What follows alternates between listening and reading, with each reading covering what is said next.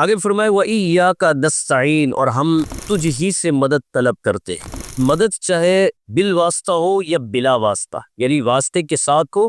یا واسطے کے بغیر ہو، یہ سب اللہ کے ساتھ خاص۔ براہ راست اللہ سے مدد مانگیں گے تو وہ بھی اللہ ہی کی مدد، اور اگر اللہ کے کسی نیک بندے سے مدد مانگیں گے، اس نیک بندے کو چونکہ طاقت مدد کرنے کی اللہ نے عطا فرمائی ہے، تو وہ بھی اللہ ہی کی مدد کہلائے، کیونکہ اللہ تعالیٰ نے اپنے کچھ خاص بندوں کو مدد کی طاقت عطا فرمائی ہے، اور اس مدد کو اپنی مدد کہا ہے، جیسا کہ بدر میں فرشتوں نے صحابہ کی مدد کی، اور اس مدد کو اللہ نے اپنی مدد کہا۔ فرمایا وَلَقَدْ نَصَرَكُمُ اللَّهُ بِبَدْرٍ وَأَنْتُمْ أَذِلَّةٌ، بے شک اللہ نے بدر میں تمہاری مدد کی، وَأَنْتُمْ أَذِلَّةٌ، اس حال میں کہ تم جو ہے نا بے سر و سامات۔ اب یہاں پر دیکھیے مدد کی ہے فرشتوں نے، لیکن اللہ تبارک و تعالیٰ اس مدد کو اپنی مدد کہہ رہا ہے۔ کیوں کہہ رہا ہے؟ اس لیے فرشتوں کو مدد کرنے کی طاقت کس نے دی؟ اللہ نے، تو جس نے عطا کی ہے مدد اسی کی۔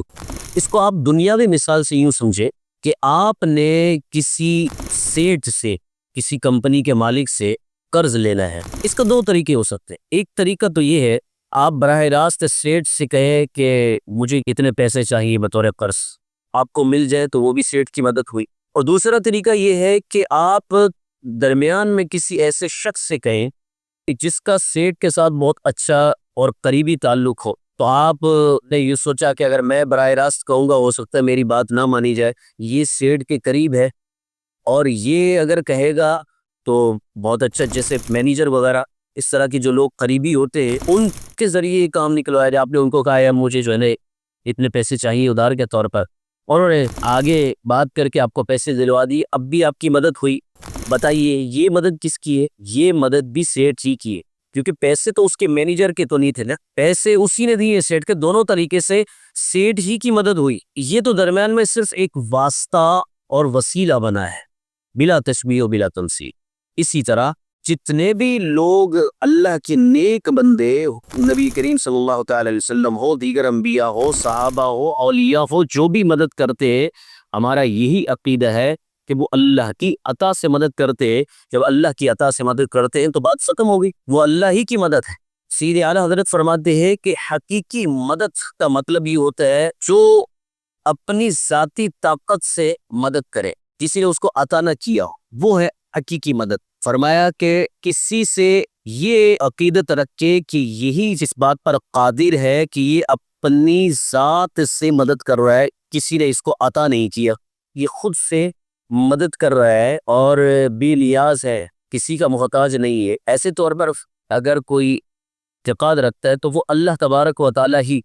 کے لیے خاص ہے، اس کے علاوہ کسی اور کے بارے میں یہ عقیدہ رکھنا ہر مسلمان کے نزدیک شرک ہے۔ اور فرمایا کہ کسی بھی مسلمان کا یہ عقیدہ ہوتا ہی نہیں ہے جب کسی اللہ کے علاوہ کسی اور سے مدد طلب کرتا ہے، تو اس کا عقیدہ یہی ہوتا ہے کہ اللہ نے ان کو عطا کیا ہے اور پھر اللہ کی عطا سے یہ ہماری مدد کر رہے، اس میں کوئی مذائقہ نہیں کہ وہ مدد اللہ ہی کی مدد کہلائے گی۔ جیسا کہ فرمایا کہ حقیقی وجود کہ بغیر کسی کی عطا سے موجود ہونا، کسی کے پیدا کیے بغیر جو ہے نا موجود ہونا، وہ اللہ تعالیٰ کے لیے خاص ہے، اور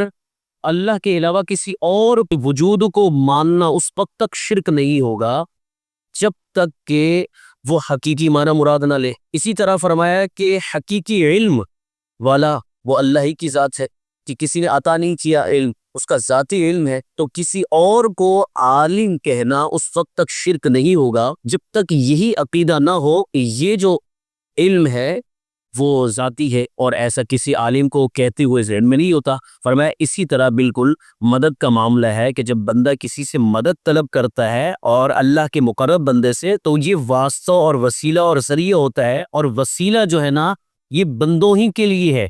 اور اللہ وسیلے سے پاک ہے۔ یعنی اللہ کو کسی کا واسطہ اور وسیلہ بنایا جائے، اللہ اس سے پاک ہے، یہ تو اس صورت میں بنایا جائے گا اللہ کو معاذ اللہ کہ اللہ سے بڑا بھی کوئی اور ہے، یعنی اللہ سے اوپر کوئی اور ہے، تو پھر اللہ وسیلہ بننے سے پاک ہے۔ تو یہ وسیلہ درمیان میں بندے ہی بنتے ہیں، اللہ کے مقرب بندے ہی بنتے ہیں، اللہ وسیلہ بننے سے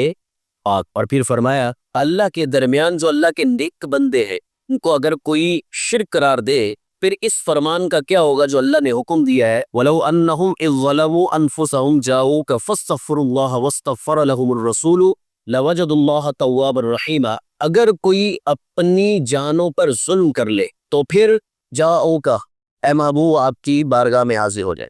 استغفر اللہ، پھر وہ اللہ سے استغفار کرے، معافی طلب کرے، واستغفر له الرسول، اور اے محبوب بھی ان کی شفاعت کر دے، لوجد اللہ تواب الرحیم، تو اللہ کو بہت زیادہ توبہ قبول کرنے والا اور مہربان پائیں گے، رحیم پائیں گے۔ اللہ تعالیٰ خود حکم فرما رہا ہے، کیا اللہ براہ راست اور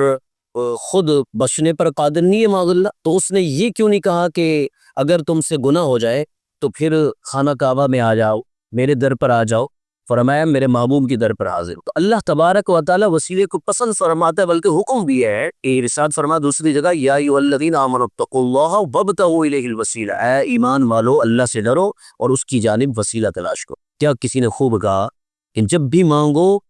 تو وسیلے سے نبی کے مانگو، ارے اس وسیلے سے کرم اور دوبالا ہوگا۔ تو نبی کریم صلی اللہ علیہ وسلم کا وسیلہ پیش کرے یا پھر اللہ کے اولیاء کا وسیلہ پیش کرے، اس میں کوئی مذائقے والی بات نہیں ہے۔ قرآن سے بھی آپ کو حوالہ دے دیا، اسی طرح حدیث میں بھی ایک نابینا صحابی حضور کی خدمت میں حاضر ہوئے اور انہوں نے اپنے لیے حاجت طلب کی، تو حضور صلی اللہ تعالیٰ علیہ وسلم نے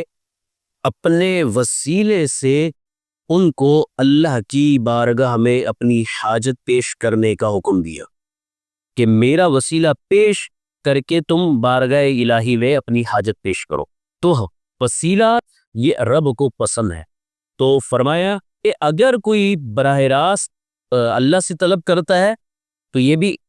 اللہ ہی کی مدد ہے، اور اگر کوئی وسیلے کے ذریعے سے مدد جو ہے نا طلب کرتا ہے اور اس نے مدد کی تو وہ بھی اللہ ہی کی مدد ہوگی، کیونکہ اس کو بھی طاقتیں اللہ ہی نے عطا فرمائی۔ ہاں اگر اللہ کے علاوہ کسی اور کے بارے میں یہ عقیدہ ہو کہ یہ اپنی ذاتی طاقت سے مدد کر رہا ہے، یہ پھر عقیدہ شرک ہوگا، اور ایسا کسی مسلمان کا عقیدہ نہیں ہوتا۔ ہر مسلمان کا یہی عقیدہ ہوتا ہے کہ اللہ کا جو بھی نیک بندہ ہے، یہاں تک کہ نبی کریم صلی اللہ تعالیٰ علیہ وسلم بھی، ان کو بھی جو طاقتیں عطا فرمائی اللہ نے عطا فرمائی ہے۔ تو بات ختم، اللہ کی ساری طاقتیں، چاہے وہ اس اللہ کا علم ہو، اللہ کا مدد کرنا ہو، اللہ کا سننا ہو، اللہ کا دیکھنا ہو، یہ ساری چیزیں اللہ کا سب یہ ذاتی ہے،